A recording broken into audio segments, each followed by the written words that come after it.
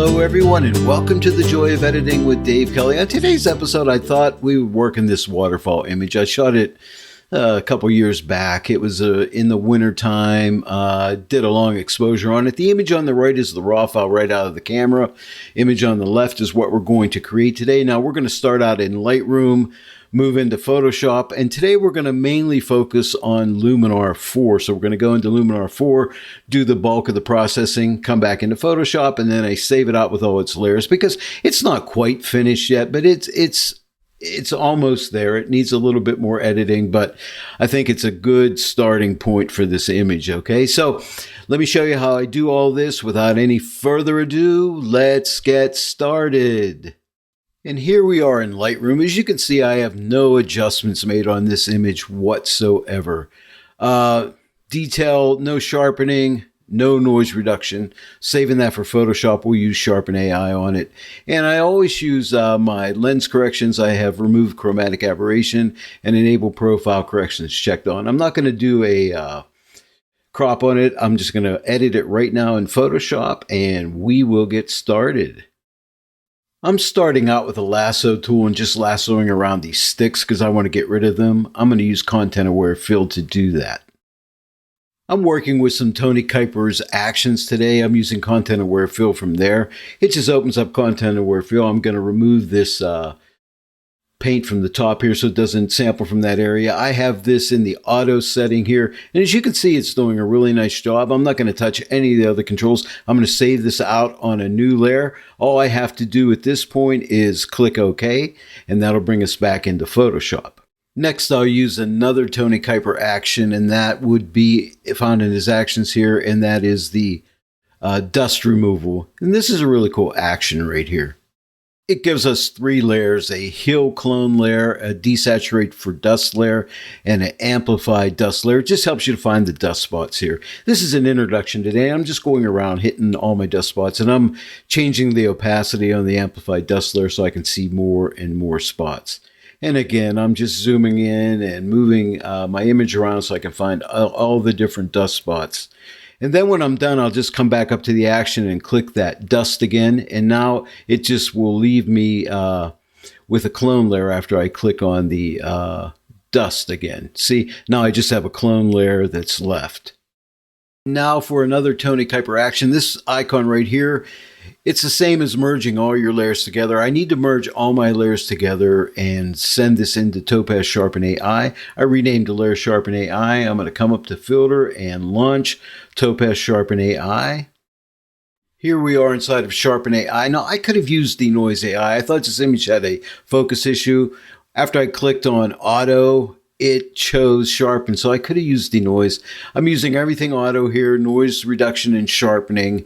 I'm clicking apply. It's just fast and simple, and I'm sending this right back into Photoshop, and we'll go on from there. Now another Tony Kuiper action. This icon makes a copy of the Sharpen AI layer. I rename it to Luminar 4, and this next icon makes a smart object, so I can send this into Luminar as a smart object. Now I'm going to launch Luminar 4 and we'll get started with the editing. I went ahead and shut the looks off because they just get in my way. I'm not using looks. I'm going to start out with AI Enhance. I'm using this instead of the initial adjustment in Lightroom because I think it gives me a really nice starting point for this image. Now I'm adding a little bit of AI structure, not a whole lot, but you know, I have a lot of rocks and the the waterfall and things like that, so I just want a tiny bit of structure in there. And then I'm thinking there's not much color in this image, so why don't I go for a black and white conversion? So I converted to black and white, and now I'm going to start playing with all my colors, just moving them around, just seeing where I want to go. But the really cool thing that I like about the Luminar workflow, and especially the fact that I use the smart object, it's a non-destructive edit here, okay? So I can come back and alter things and change things anytime I want. Even after I save this out into Lightroom when I'm finished, then I can come back and open this back up in Photoshop and continue editing it. And now I'm playing with the blue slider, and I'm finding the blue is affecting the water, so I'm liking that. So I'm thinking I'm going to lighten up this water just a little bit, and I think that's going to give it a nice look here. Okay, next I'm going to work with some detail enhancer. Now, I love detail enhancer because it breaks your details up into small, medium, and large details. So let's zoom in a little bit here and take a look at the image here, because we got a lot of rocks and things here, and I want to bring some of that detail out, and it helps to zoom in on that. And I liberally just move these sliders around. I'm starting out with the small. I generally start with small, then I'll move the medium and see what kind of results I get. And again, when I find a spot I like, I'll just stop at that point. But don't be afraid to move these sliders around. It's very important so you can see what's really happening here. And when you get something you like, just stop at that point. And now let's go ahead and fit this to screen, and let's see a before and after on the detail enhancer here. So I'm just going to click this little toggle here. Here's the before and here's the after. So I really like what I have so far. Now I'm going to jump up to the light panel here and play with smart contrast. I love smart contrast. It does an intelligent job of adding some contrast. So I feel I want a little bit more contrast here, a little bit of drama in this image. I think will look really nice. And now I'm going to click on the advanced settings, and I'm going to boost the midtones with my curve here. I'm going to pull up in the midtones a little bit. I think that's good. And then I'm going to pull down on the shadows a little bit, just so that I can maintain my contrast level. Next, I'm going to move to the creative section here. So I'm clicking the creative tab and working with a filter that I really love, the mystical filter here, because I think this will add a lot of nice drama. Plus it'll smooth out some of the water too, because I have that long exposure going on here. So I'm just playing with it and toggling on and off, just seeing what I'm getting here. And I'm liking what I have so far. And again, I'm just tweaking, always tweaking. And I think I'm going to settle on this for now. And now I'm going to move into the Pro tab here and look for the Dodge and Burn. I'm going to open Dodge and Burn up, click on Start Painting. And now I'm going to adjust the, I'm going to be in the lighten mode because I'm going to add some lightness to some of the water here for some drama. I'm going to adjust the strength down to around a 24 here. I'm going to adjust my brush size, get it a little bit smaller. And then I'm just going to paint away on some of the lighter areas of the water here, just for some impact. Now, I'm not going to paint every piece of water here, but just areas where I think will add some nice effect. And this is a tutorial, so I'm going kind of fast here. I'm sure I've missed some spots that I thought I should have got, but again, I'm just working fast through here, but you can see the impact it's giving me, right? It gives it that magic look, that charm. I mean, dodging and burning to me is very effective. Now, I'm just centering in on the dodging right now, which is lightening things up, and then later I'll add some burning, but I'm just going to do the dodging for now. And so I'm just looking around my image, trying to find the spots, you know, and I really think this really helps. And I think dodging waterfalls is really a cool thing to do. And so I'm going to click Done. I'm happy with this. Now let's click on the toggle. Here's the before. What do you think? And here's the after. So I'm thinking that is adding a lot of nice effect to my image.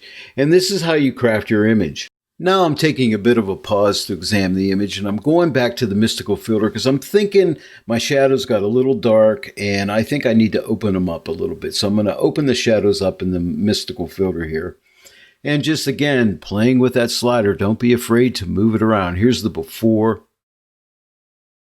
Okay, and then let's see the after. So there's the after with the mystical filter with that little shadows added. Now I'm going to the Pro panel, and now I'm going to work with the adjustable gradient, because what I want to do is close off the bottom of the image, which I'm going to do right now, and then I'll later close off the top, just to add emphasis into the waterfall. So I'm adjusting this tool here. I'm going to click on bottom. I'm going to pull the exposure down. And then I'm going to work with some of the contrast here just to darken that off at the bottom. It closes out the image at the bottom, keeps the viewer into the center of the image here, giving it a little extra contrast, which darkens the bottom off a little bit too.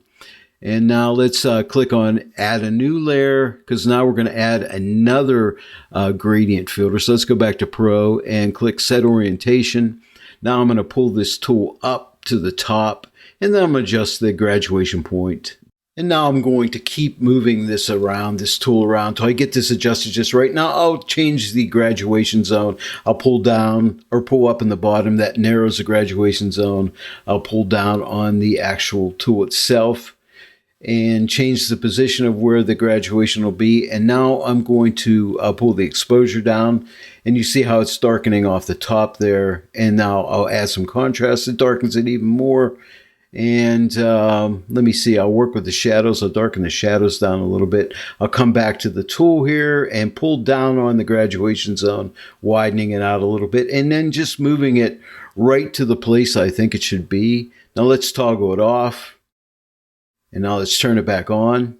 And you can see how my top and bottom are closed now. I'm on this new layer. I'm just going to use it. I'm going to click on Dodge and Burn, start painting, make sure I'm in the darken mode, adjust my strength, adjust my brush size. And now I'm just going to look for areas that would look good. Burning means to darken. So we're going to darken some areas that need to be darkened. And again, this is going to add depth and dimension to your image. And I'm not going to hit everything here, but I'm just going to give you the idea of how you do this, okay? So, and I'll show you before and after, but we're just looking for darker areas, and it's going to add, again, drama, depth, and impact to your image, okay? And it going in between some of these lines of the waterfall and stuff, it looks really cool. Let's click Done, and now let's toggle this off, and now we'll turn it back on. So you can see that little bit of burning really, really helps. I think I'm done for now in Lightroom, so I'm using the split screen just to see where we've come from. So a really nice impact. I love the split screen. It's really cool. Now let's go ahead. If we're happy, let's click Apply, and that'll send us right back into Photoshop. And once we're in Photoshop, we'll see if there's anything we need to do to this image.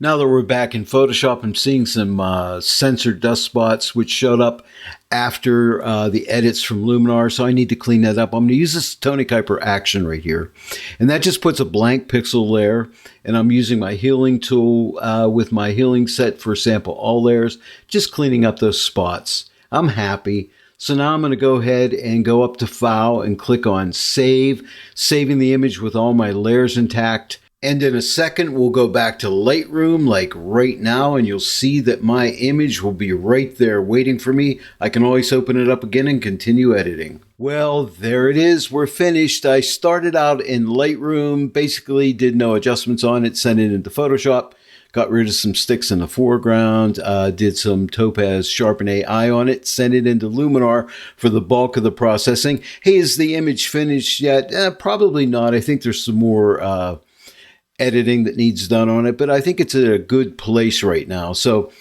after Luminar, I brought it back into Photoshop, saved it out, and saved it with all its layers intact. So now I can just come back and open it back up and continue my editing. I hope you enjoyed this tutorial today.